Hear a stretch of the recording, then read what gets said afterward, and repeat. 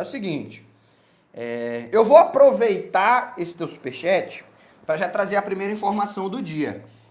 E aí depois eu vou responder a tua pergunta de maneira individualizada, de maneira aprofundada. Primeiramente, dentro da thumb da live, vocês devem ter visto, a gente fala que vai comentar a situação médica dos jogadores, e a situação que a gente vai comentar, no caso do Rafinha, não é tão positiva. No caso do De Jong é uma boa notícia, daqui a pouco a gente fala sobre isso, mas no caso do Rafinha não é uma notícia tão positiva. O Rafinha, todo mundo deve lembrar, na partida contra o Elche foi substituído no intervalo por uma sobrecarga no adutor da coxa.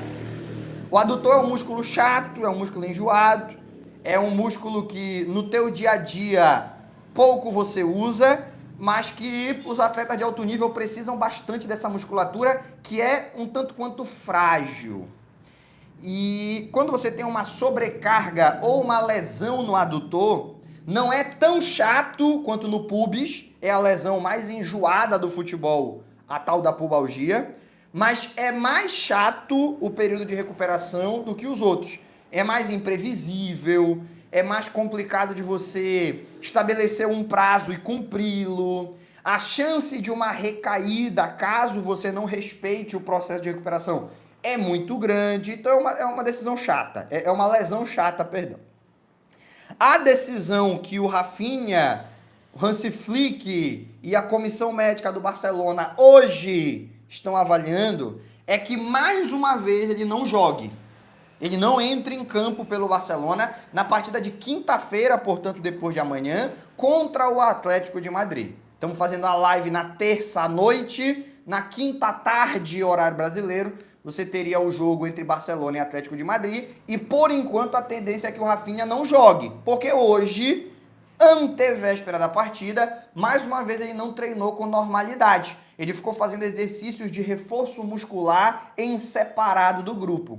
Situação semelhante com a do Pedri.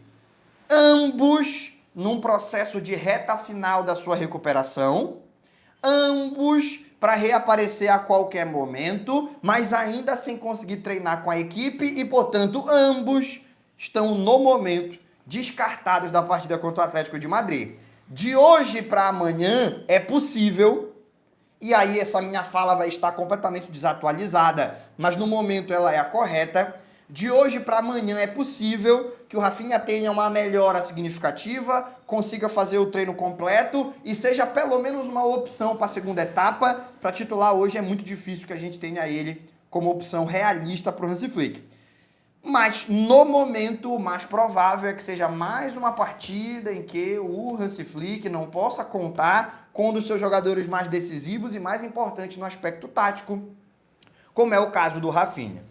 Então, o Rafinha, no momento que eu falo com você, tá mais fora do que dentro da partida contra o Atlético de Madrid. E tem muita gente ficando um pouco surpresa, incomodada. Pô, mas no comunicado médico que o Barcelona soltou, falavam de uma semana de recuperação.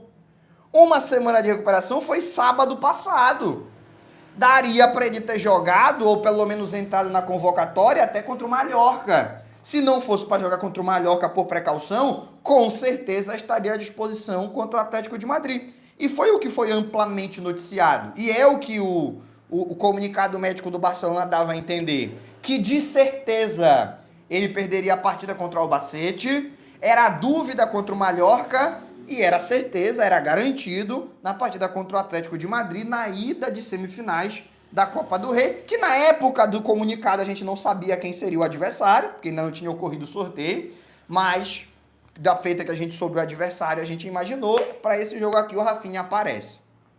De lá para cá, ele concedeu várias entrevistas, tanto para canais brasileiros quanto para canais espanhóis, confirmando que sim, que ele estaria à disposição na partida contra o Atlético de Madrid. E ontem ele fez uma aparição pública, foi receber uma premiação de um jornal catalão e lá pela primeira vez perguntaram para ele se ele estaria à disposição do Barça contra o Atlético de Madrid. Ele disse que ia trabalhar muito para isso, mas que esse era um prazo um pouco ajustado. Ou seja, ele perdeu confiança à medida que os dias foram passando E quem sabe não seja para melhor. Já pensou? A gente força um retorno do Rafinha, como se tentou fazer para o El Clássico, que o Barcelona perdeu no Bernabéu por 2-1. Como se tentou fazer no El Clássico. E a gente não só não tem ele à disposição, como ainda perde por mais tempo. Esse foi um erro cometido pela comissão médica do Barça e pelo Rafinha, que forçou o retorno porque queria estar à disposição para o El Clássico, recaiu na lesão e passou mais um mês fora. Se ele tivesse feito o tratamento direitinho, com cautela, com calma, ele não voltaria para o El Clássico, mas na semana seguinte estava à disposição. Acabou perdendo um período muito maior do que deveria por conta dessa ansiedade para voltar. E eu sinto que agora a galera tá puxando o freio de mão com o Rafinha nesse quesito. Por quê? Ele é uma besta enjaulada, extremamente competitivo, quer jogar todos os jogos, quer estar à disposição o tempo todo, quer ajudar a equipe. Só que em alguns momentos você precisa controlar a própria empolgação e a própria força de vontade. Talvez a gente esteja vivendo mais um caso desse, em que se dependesse do Rafinha, ele já voltava logo quinta-feira, não, tô bem, eu posso jogar, e a comissão médica, equipe de preparação física, o Hansi Flick, estão falando, Rafinha, te acalma, é ida e volta, são 2 jogos, o jogo não vai acabar, o confronto não vai morrer em Madrid, a gente vai vir para Barcelona para decidir em casa. Ninguém pode imaginar que o Barcelona vai tomar 5-0 do Atlético, pode até não conseguir ganhar o jogo, pode até sair derrotado, claro, porque não, mas o jogo, o confronto não vai morrer lá, vai voltar para Barcelona para ser decidido aqui. Então aqui o Rafinha vai poder jogar, o Rafinha vai estar 100%, o Rafinha vai poder decidir. E além disso, vai estar à disposição para outras partidas que se forçasse talvez não estivesse. Beleza? Então essa é a situação do Rafinha. Tem gente incomodada, e eu acho que tem razão, que já não é o primeiro comunicado médico do Barça que não cumpre o prazo estabelecido. Não tem problema nenhum soltar um comunicado médico e falar pendente de evolução, como foi o caso do Pedri, foi o caso do Gavi. E se a imprensa quiser assumir o risco de calcular a data de retorno, o clube não tem nada a ver com isso. Se o clube solta pendente de evolução e a imprensa pega uma média de quanto uma lesão do tipo costumou demorar no passado, que é o que geralmente acontece, aí é o problema da imprensa. Mas nesse caso não foi isso que aconteceu. Foi o próprio clube que soltou uma nota dizendo que seriam 7 dias de recuperação. Esses 7 dias já passaram, o Rafinha não voltou a treinar, a tendência é que ele só reapareça contra o Girona na segunda-feira. Então, esses 7 dias, na verdade, foram 14, 15, 16, né? E o pessoal está incomodado, e isso está virando moda na Espanha. Está virando moda. Barcelona e Real Madrid estão fazendo muito isso.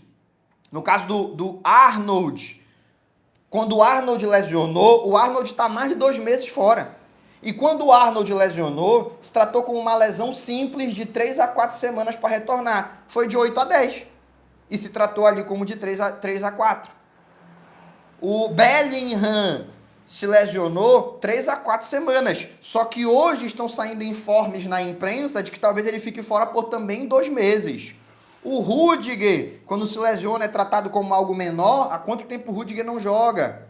Vocês estão entendendo? Isso está acontecendo lá no Real Madrid, está acontecendo no Barcelona, aconteceu com o Rafinha 2 vezes na mesma temporada, já aconteceu aí com a situação do Gavi não entra nesse balaio, porque era uma lesão de uma duração muito longa, enfim.